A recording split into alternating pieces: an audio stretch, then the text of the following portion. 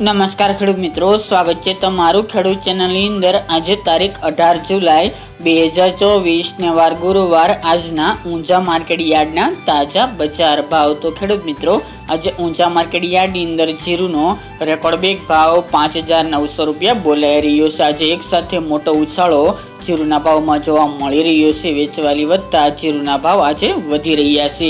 તો ચાલો ખેડૂત મિત્રો, આપણે જાણી લઈએ કે આજે રાયડો, જીરુ અને અજમાના ભાવ શું ચાલી રહ્યા હતા।